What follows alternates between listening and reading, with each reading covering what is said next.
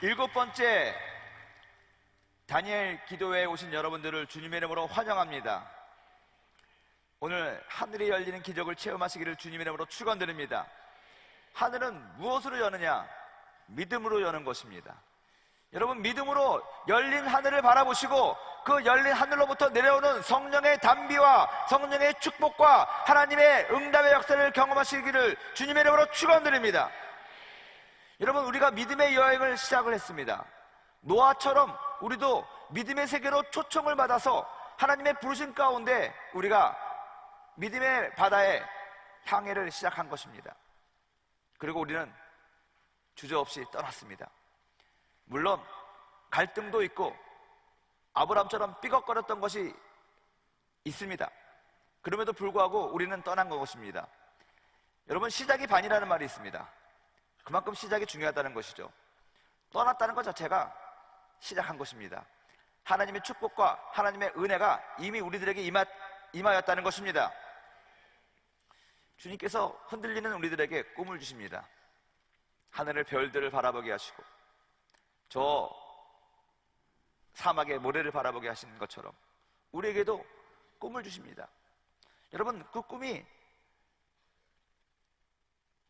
우리와 상관없는 아주 멀리 있는 것에 있을 수도 있지만 여러분, 그 꿈은 어쩔 때 보면 가까운 데 있습니다. 여러분, 사람을 통해서도 우리가 꿈을 꿉니다. 어떤 모델을 통해서 우리는 꿈을 꿉니다. 요새 아이들은 아이돌 가수들을 보면서 나도 저런 가수가 돼야지, 위인전을 읽으면서 나도 저 링컨 같이 돼야지, 넬슨 만델라 같이 돼야지, 그런 꿈을 끼우는 것입니다. 우리 목사님을 보면서 나도 우리 담임 목사님 같이 돼야지. 여러분들의 선배들을 보면서 나도 저 선배들 같이 돼야지.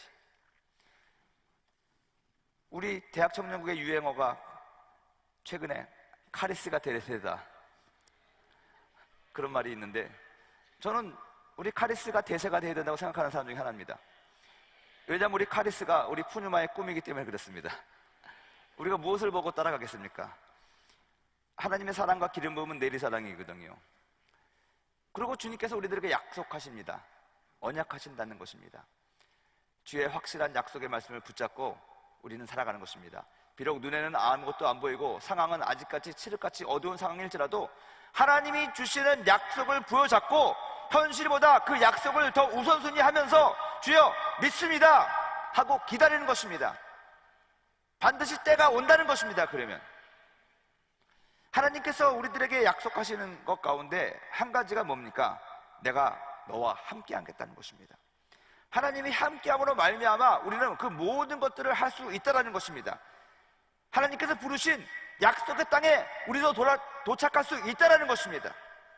하나님께서 우리들과 함께 하시면서 저 햇빛도 막아주시고 추위도 막아주시고 우리로 하여금 그 경기를 완전하게 끝까지 마칠 수 있게 주님께서 도와주신다는 것입니다.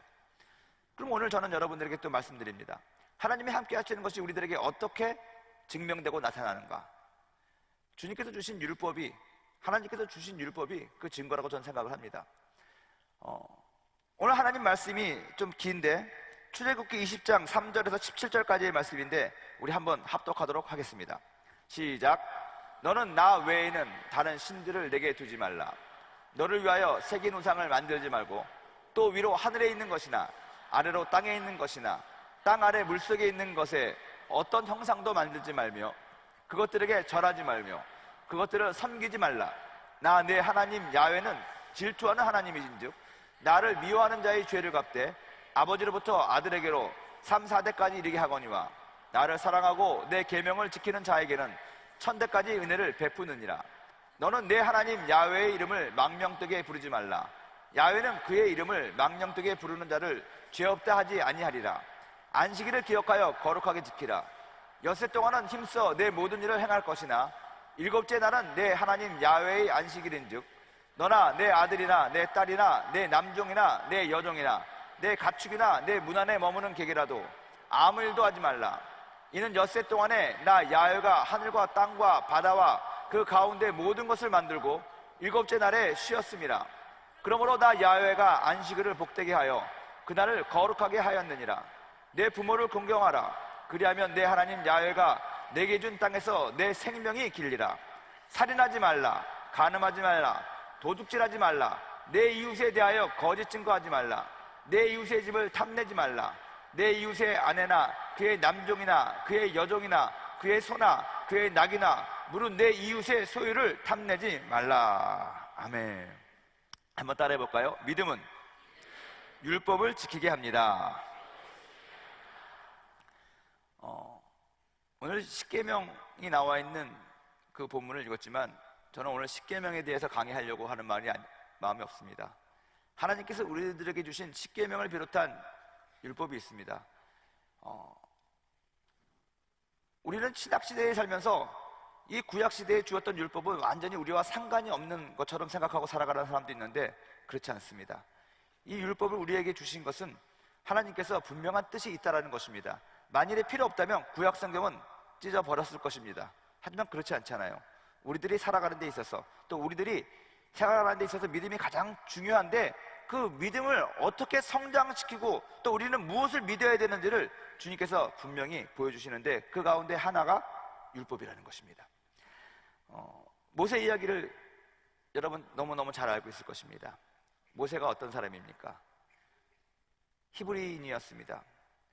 히브리인들이 요셉으로부터 시작해서 요셉 시절에 기근을 피해서 애굽에 가서 정착하면서 야곱의 가족들이 70명 정도 되는 사람들이 애굽에 정착을 하게 됩니다.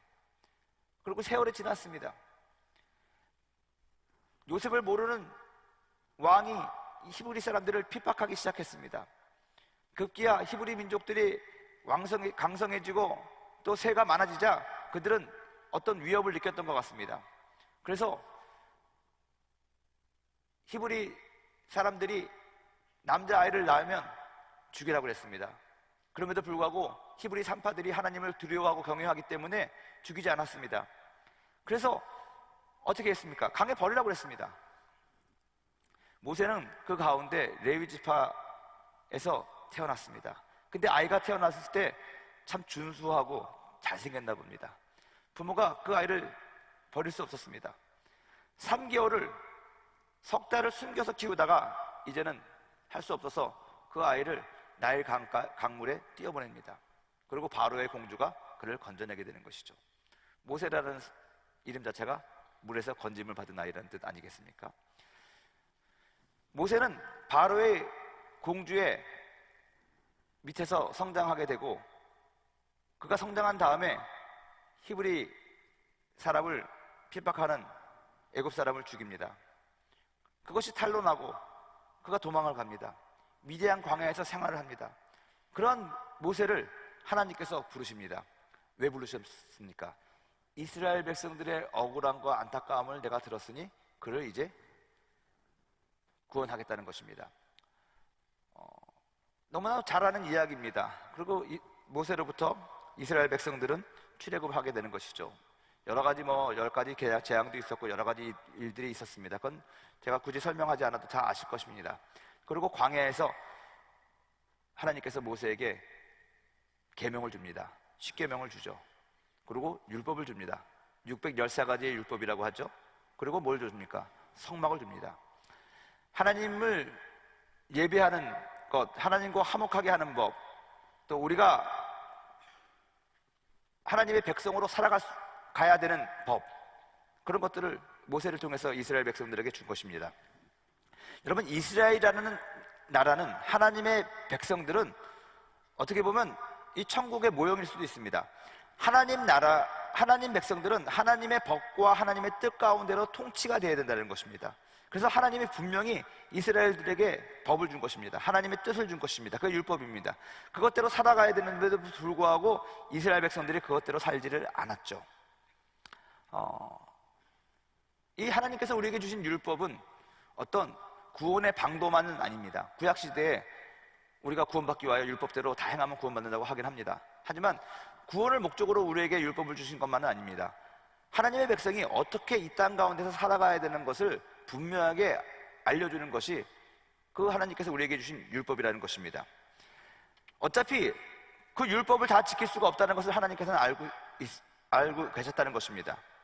여러분, 율법을 지키면 구원받는 것이 구약의 뜻이라면 구약 시대에는 모든 사람들이 구원 못 받았게요? 그게 아니거든요. 성막에서 죄 사함을 받고 하나님 앞에 죄 용서함을 받고 하나님을 믿고 하나님의 백성이 되는 사람들이 얼마나 많이 있습니까? 율법과 다른 별개의 일이라는 것입니다. 하나님께서 모세를 부르시면서 주신 것이 있습니다. 모세가 이런 출애굽을 하라고 그랬을 때 나는 못합니다 라고 했을 때 주님께서 뭐라고 그랬습니까? 내가 친히 가겠다. 나로 내 백성으로 하여금 구원을 얻을 수 있도록 출애굽할 수 있도록 내가 친히 갈 테니까 걱정하지 마라. 함께 한다는 것이죠. 그리고 뭘 주십니까? 지팡이를 의자고 합니다. 하나님의 능력을 상징하는 것입니다. 주님의 권능을 상징하는 것입니다. 모세의 믿음은 하나님이 나와 함께 가신다, 내가 친히 가리라는 한 말씀과 하나님께서 나에게 표적으로 주신 그 지팡이가 아마 모세에게는 믿음을 줬던 거라고 저는 생각을 합니다. 그래서 모세는 담대하게 이스라엘 백성들을 인도하게 된다는 것입니다. 여러분, 여기서 우리가 한번 생각해 봐야 될 것이 있습니다. 하나님께서 분명히 모세를 통해서 이스라엘 백성들을 구원하시고 그에게 율법을 주셨습니다. 오늘날 신약에서는 율법보다는 무엇을 강조합니까? 은혜와 믿음을 강조합니다. 율법은 지켜야 되지만 믿음은 그야말로 받아야 된다는 것입니다.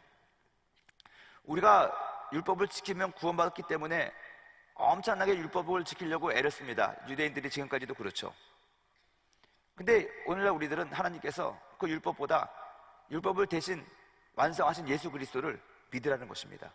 믿음으로 우리들에게 임한 구원을 받으라는 것입니다. 얻으라는 것입니다. 이것이 좀 다릅니다.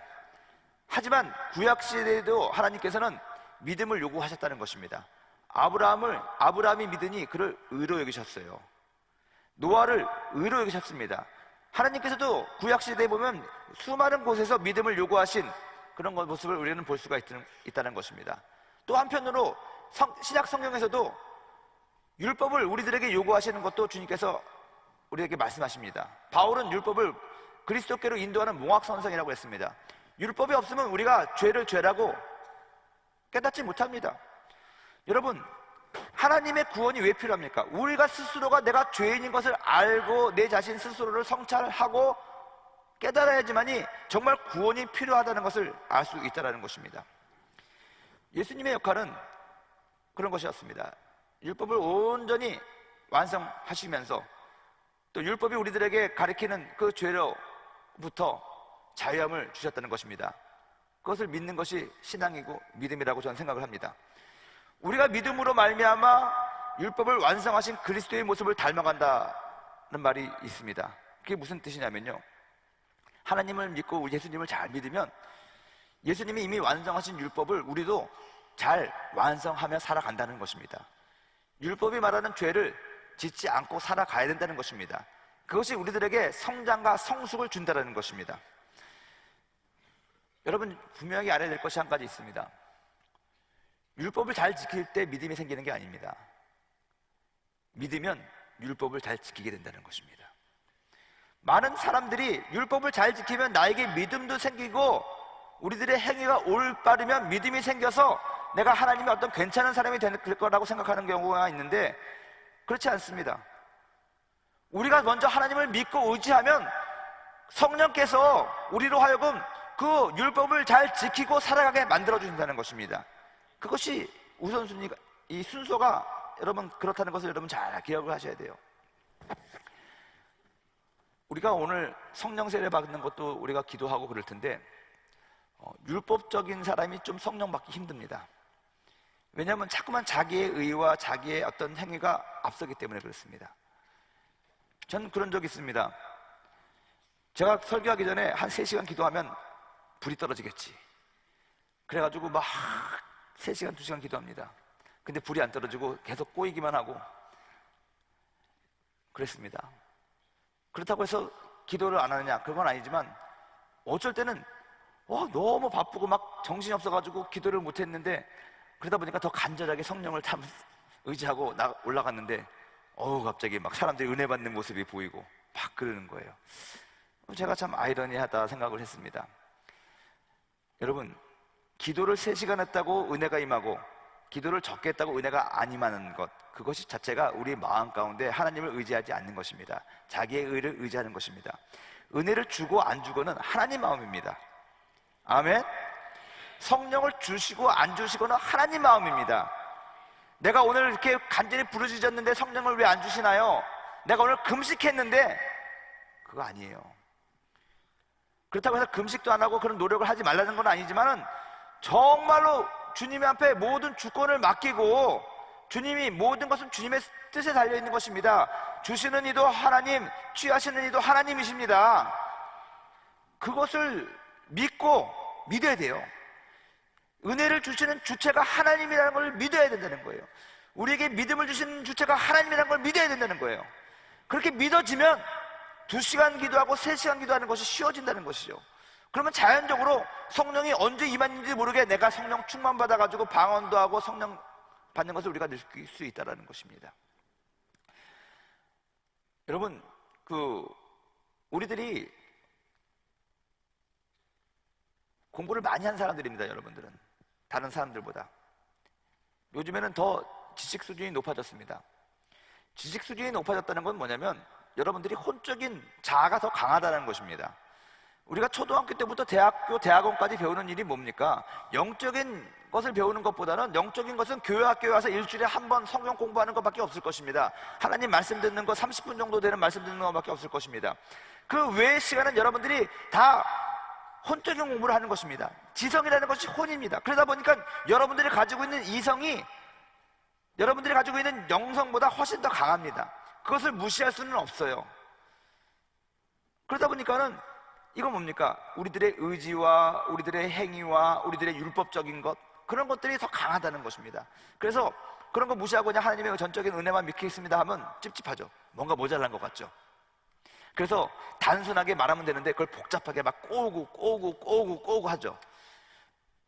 묵상을 그냥 세상 말로 적당히 하면 되는데 여기에 더 깊은 것이 있을 거야 해가지고 후려 파가지고 막 없는 것까지 꼬리를 메고 하는 그런 것이 있습니다. 어떤 분이 그래요. 어느 목사님 말씀을 기가 막히게 쪼개요. 여러분, 근데 말씀을 기가 막히게 쪼개는 게 좋은 게 아닙니다. 말씀이 나를 쪼개야지. 예? 하나님의 말씀이 우리를 쪼개서 우리들의 혼을 쪼개고 우리들의 육을 쪼개고 하는 거지, 우리가 뭔데 우리들의 잘나지도 못한 그 지식으로 하나님의 말씀을 쪼개서 얘기를 합니까? 그럴 수 없는 것이죠. 어떤 자매가 저한테 자기 교구에 있는 어떤 지체 얘기를 하면서, 목사님, 이 사람 구원 받을까요? 그걸 내가 어떻게 알아요? 구원은 전적으로 하나님의 손에 달려있는 것입니다. 믿다가 타락했잖아요. 믿다가 타락했더라도 회개하면 다시 되는데, 근데 히브리서요, 한 번 비침을 얻고 사함을 얻은 자는 뭐 어쩌고 하는데요. 그래서 그 성령 해방 때가 아닙니까? 뭐 합니까? 그러면 제가 얘기합니다.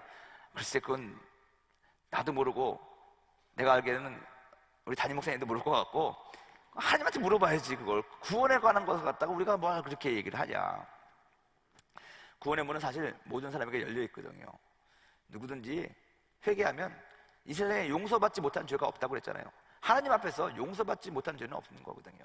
근데 우리가 너무 율법을 갖다 강조하고 뭐 그러다 보면 나도 모르게 우리들에게 어떤 법이 생깁니다. 틀이 생긴다는 것입니다. 그래서 그 틀에 안 맞으면 우리가 그것을 내치는 경향이 없지 않아 있습니다. 근데 이 성령은요, 그 율법을 초월하시는 거거든요. 그렇다고 해서 율법이 무시되는 것이 아닙니다. 성령 충만 받고 예수님 잘 믿고 믿음이 생기면 우리가 하지 말라고 그래도 율법대로 살아가는 모습을 저는 많이 보았습니다. 그 순서를 얘기하는 것입니다. 믿음이 먼저 회복이 된 다음에 하나님의 말씀을 통해서 믿음을 완전히 회복한 다음에 더 율법을 잘 지키는 훌륭한 크리스찬이 될 수 있다라고 저는 강조를 하고 싶은 것입니다. 어찌됐든 간에 하나님께서는 우리와 함께 하시기 원해서 우리들에게 율법을 주셨습니다. 이것이 예전에는 구약 모세오경 그 토라라고 하잖아요. 그것을 붙잡고 사람들이 살았지만 이것이 이제 성경이 되면서 성경 전체가 율법이라고 말하기보다는 우리는 말씀을 이라고 얘기하면서 하나님의 말씀을 우리에게 주셨으니 그 말씀이 우리와 함께하는 하나님이다라고 믿고 말씀 속에 모든 것이 계시되어 있거든요. 그러니까 그 계시되어 있는 하나님의 말씀을 다 믿고 거기에서 하나님의 뜻을 찾고 하나님이 함께 하시는 그런 평강을 느끼며 그 말씀 속에서 이 세상을 헤쳐나갈 수 있는 지혜를 얻고 하나님의 뜻을 알고 하나님과 동행하면서 살아가야 된다고 저는 믿습니다.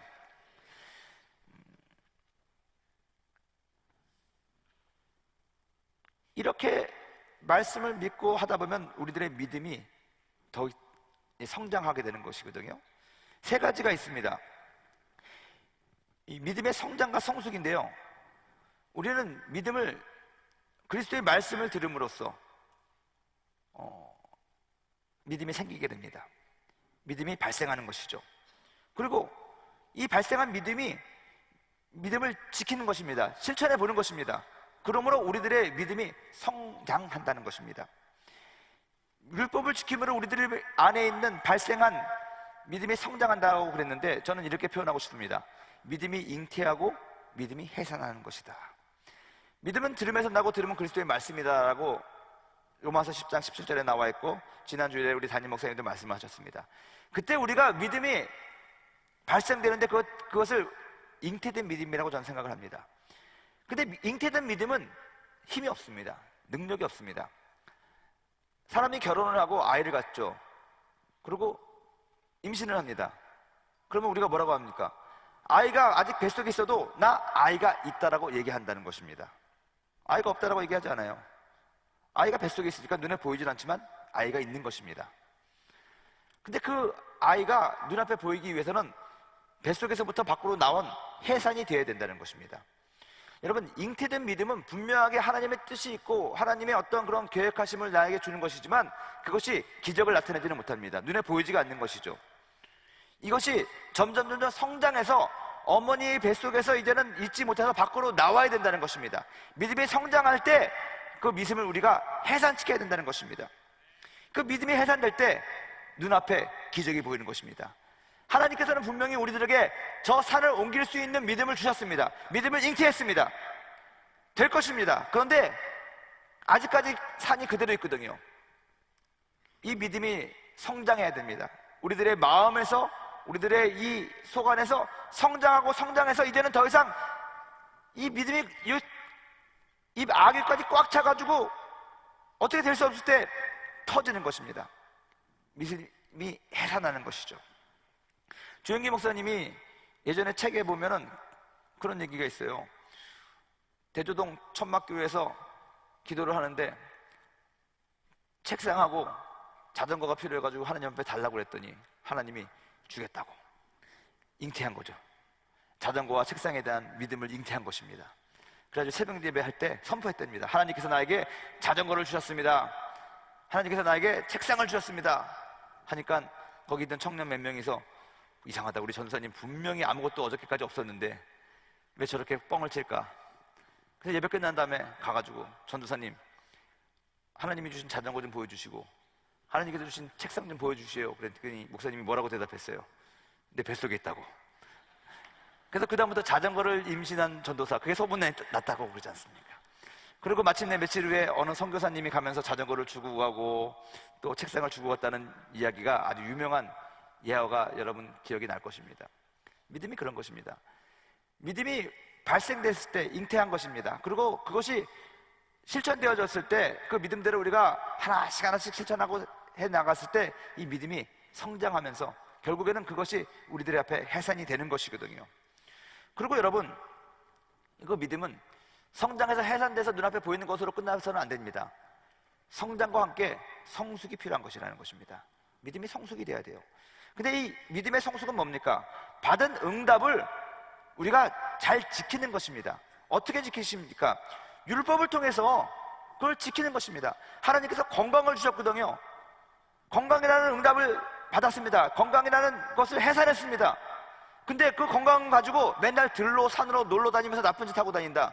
그러면 그 믿음이, 그 건강이 성숙되지 않은 것입니다. 그때부터는 율법이 더욱더 그를 가이드하는 것입니다. 크리스찬은 이렇게 살아야 된다. 건강한 육신을 가지고 밖에 나가서 방탕하고 살아가는 것이 아니라 하나님을 섬기고 세상을 섬기고 이웃을 섬기고 거룩한 곳을 가고 거룩한 것을 보고 뭐 그래야 되는 것입니다.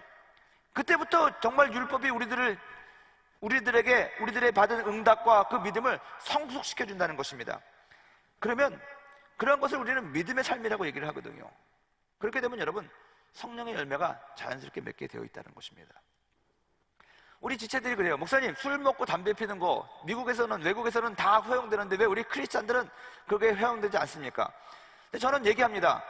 어떤 얘기를 들으는지 모르겠지만 술 드시고 싶으면 드시고 피고 싶으면 피십시오. 저는 그거 죄가 아니라고 생각합니다. 그거 한다고 지옥 간다, 그런 거 없습니다. 믿음이 중요한 거니까. 근데 중요한 거는요, 제가 성령 받고 나서 정말로 믿음 생활 하다 보니까는 그것이 하기 싫어지는 것이고 율법대로 살게 되는 것이고 우리 몸을 하나님이 거하시는 거룩한 성전이라고 믿기 때문에 나쁜 거 먹지 아니하는 것이고 나쁜 곳에 가지 않는 것이고 우리 스스로를 정결하고 거룩하게 지킬 수 있다는 것입니다. 근데 마치 예수 믿는 것이 그걸 안 해야지 예수 믿는 것처럼 율법적인 것을 먼저 우선 두면은 그거 끊지도 못합니다. 그렇잖아요. 거기서 중독된 곳에서 해방되지 못한다는 것입니다. 제가 지성전에 있을 때 예전에 아직도 기억이 나요. 어느 형제가, 우리 청년부는 아니고 우리 고등학생이었는데 저에게 몰래 밤에 찾아왔습니다. 니고데몬처럼. 그래가지고 저한테 외장하드를 하나 줬어요. 외장하드를. 그 외장하드를 왜 줬냐면, 목사님, 이 외장하드를 버려주십시오. 뭐냐? 그 안에 뭐 들어있는지 아시죠? 내가 한번 얘기했었죠? 버려달라는 거예요. 그래가지고 버렸습니다. 근데 한 몇 달 지나가지고 저한테 와가지고 USB를 갖고 왔습니다. 제가 얘기했습니다. 너 자꾸 그러면 키 안 큰다. 그렇게 얘기했습니다. 그랬더니 그 친구가 그랬습니다. 목사님, 그게 중요한 게 아니라 내가 크리스찬으로서 이거 하면 안 되는데 이게 중독이 돼가지고 이 중독에서 벗어날 수가 없습니다. 너무 공부도 안 되고 이것 때문에 스트레스 받습니다. 여러분, 스스로 이것을 안 해야지만 내가 크리스찬이라고 생각을 하고, 그래서 제가 얘기했습니다. 좀 오해는 하지 말고 들어보십시오. 네가 정상적인 남자라면 네 나이 때 그런 거 볼 수도 있어. 그런 행위 할 수도 있어. 하지만 정말로 내가 말한 것처럼 키도 안 크고 그거 별로 건강에 좋지 않으니까는 절대로 해야 되는 거야. 근데 자꾸 그것 때문에 네가 죄책감을 얻어가지고 하나님을 떠나게 된다면 그거 어려운 거다. 그러니 너무 거기에 매워가지고 거기에 잡히지 말고 그거 잊어버려라. 그냥 내가 말한 것처럼 이건 자연스러운 건데 남들보다 좀 과하다 생각하고 그냥 살아라. 대신에 하나님의 말씀을 확실하게 믿고 살아라. 제가 그 다음에 어떤 친구한테 그랬습니다. 담배를 못 끊는데요. 그래서 담배 피라고 그랬습니다. 목사님 맞아요? 그래요. 그래서 대신에 우리 크리스찬들은 무엇을 먹든지 간에 감사함으로 먹어야 되니까 담배 필 때 기도를 하고 먹어라. 직장 가가지고 회식 자리 가고 술 먹어야 되는데 목사님 못 먹겠어. 그러면 드셔. 왜 못 먹냐고. 대신에 사람들하고 건배할 때 딱 들고 오랫동안 있어라. 한나의 기도해라. 하나님, 주님께서 주신 이 술 무엇을 먹든지 마시든지 주를 영광을 위해서 하고 하는 건데 감사합니다. 안 취하게 도와 주시옵시고. 그럼 사람들이 물어볼 거 아니냐. 너 뭐 하냐고. 기도한다고. 여러분, 웃기는 소리 같지만요, 그 형제 담배 끊었습니다. 필 때마다 내가 감사함으로 기도하고 펴야겠지 생각하니까 안 되는 거죠. 기도하고도 감사하게 하고 싶으면 하시라고요. 그게 전혀 우리 애들의 구원 받고 못 받고랑은 상관이 없는 거니까. 전 그렇게 믿습니다. 제가 강조하는 건 그겁니다. 여러분, 믿음이 생기면요, 율법을 지키게 하고 그 율법을 지킴으로 말미암아 우리들의 삶이 성숙하게 되는 거예요. 정말 크리스찬 라이프를 살 수 있게 되는 거예요. 그 다음에 우리들의 삶 가운데 사랑, 희락, 화평, 인내와 자비, 양성, 충성과 온유, 절제 같은 성령의 열매가 맺혀진다는 거예요. 그것을 보시고 하나님께서 우리들을 기뻐하시고 축복해 주신다고 저는 믿습니다. 한번 따라하겠습니다. 율법을 지키는 것은 우리들의 믿음을 온전케 합니다. 그리고 하나님께서 우리와 함께 하시는 증거로 우리를 인도하시고 가이드해 주시는 증거가 우리에게 얘기해 주신 이 말씀이거든요. 율법이거든요. 한번 우리들이 한번 이 시간에 한번 돌이켜보고 생각해 봅시다. 우리들이 지키고 순종해야 될 지금, 제가 보기엔 여러분들은요 대부분의 사람들이 믿음이 있는 사람들입니다. 믿음이 있기 때문에 이 다니엘 기도에 지금 7일째 참석하는 것이고 기도하는 것입니다. 비록 여러분들이 지금 성령 받기 원하고 응답 받기 원했는데 그것이 아직 안 돼가지고 조바심이 있고 마음에 안타까움이 있을지라도 여러분들이 믿음이 없었다면 진작에 포기하고 대많은 세상을 쫓아서 밖으로 나간 것처럼 여러분들이 작심삼일로 끝내고 나갔겠지만 지금까지 지금 이 자리에 참석하시고 기도하러 왔다는 것은 하나님에 대한 갈망이 있고 믿음이 있다는 증거라는 것입니다. 그렇기 때문에 여러분들이 한번 생각해 보세요. 이제 여러분들 안에 있는 믿음으로 봤을 때 내가 하나님이 주신 특별히 이 10계명 가운데 무엇을 지키며 살아가야 되는 것이 필요한가? 여러분, 율법을 지킴으로 말미암아 구원받거나 꼭 축복을 받는 건 아니지만 우리 크리스찬들의 성숙한 삶을 위해서 하나님께서 우리에게 율법을 주셨기 때문에 어떤 일이 풀어지지 않을 때, 어떤 응답이 더뎌질 때 우리들은 한번 우리들을 성찰하고 되돌아볼 필요가 있다는 것입니다. 무엇을 통해서 되돌아보냐? 하나님께서 우리에게 주신 율법을 통해서 한번 우리들의 삶을 되돌아본다는 것입니다. 이해가 되셨습니까? 하나님은 말씀과 율법을 우리에게 주심으로 우리와 함께 하신다는 걸 믿으시기 바랍니다. 그리고 이 말씀과 율법에 순종하며 살아가는 것이 하나님과 함께하는 삶입니다.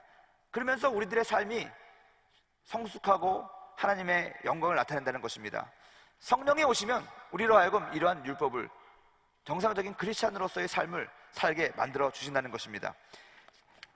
요한복음에도 보면 성령이 오시면 그가 우리를 가르치시고 우리를 모든 것을 깨닫게 하시고 지키게 하신다고 말씀하셨습니다. 물론 예수님이 우리들에게 하신 말씀을 기억나게 하고 깨닫게 하고 지키게 하시는 것이지만 이 예수님이 감당하신 모든 율법의 행위와 모든 그런 것도 우리가 그 의미를 알게 되는 것이고 지킬 수 있게 되는 것이고 그것이 주는 은혜와 축복을 받아 누리게 살게 한다는 것입니다.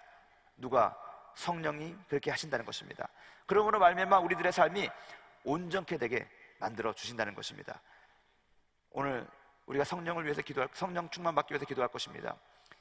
하나님, 성령께서 나에게 오셔서 내가 온전히 율법도 지키고 하나님이 기뻐하시는 온전한 믿음의 사람이 되게 하여 주시옵소서. 내가 이 응답받고 이 산을 옮기는 것이 목적이 아니라 이것을 통해서 더욱더 하나님의 사람으로서 거듭나게 도와주시옵시고 변화받게 도와주시옵시고 정말로 하나님이 기뻐하시는 성숙한 크리스찬이 되게 하여 주시옵소서. 성령께서 그렇게 저는 깨닫게 하실 거라고 저는 믿습니다. 아멘. 우리는 성령을 통해서 하나님을 봅니다. 근데 여러분, 하나님 어디 계신 줄 아십니까? 말씀 가운데 계시래요. 그래서 하나님 말씀 가운데 없는 하나님 보면 갑자기 산신령으로 갈 때가 있습니다. 성령 충만하게 받으셔가지고 이 말씀 가운데서 말씀하시는 하나님을 경험하고 이 율법 가운데서 나타나시는 하나님을 경험하고 그러므로 말미암아 우리가 하나님에 대한 믿음을 흔들리지 않고 살아갈 수가 있는 것입니다. 아멘. 우리 한번 기도하십시다. 성령 하나님 곁에 계시다는 거 나 알고 있어요. 하지만 나 주님을 볼 수 없어. 나 주님이 더욱 그립습니다. 그리워하면 만나게 된다는 법칙 아시죠? 주님을 그리워합시다. 찬양할 때 주님을 그리워하는 찬양하면서 내 마음을 주님께 고정시키고 집중시키는 것입니다.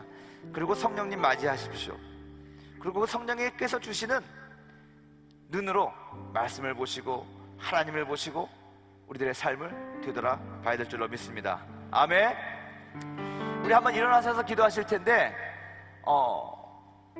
이 찬양하는 동안에 성령 충만 받으신 분들은 앞으로 나오시고 또 성령 세례 특별히 방언받고 또 그런 어떤 성령의 세례를 원하시는 분 이쪽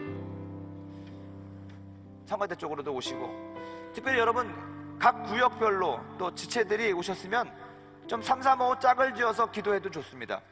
한 사람보다 두 사람보다 세 사람이 연합해서 기도할 때 더 강한 어떤 성령의 능력이, 임파테이션의 능력이 일어나는 것입니다.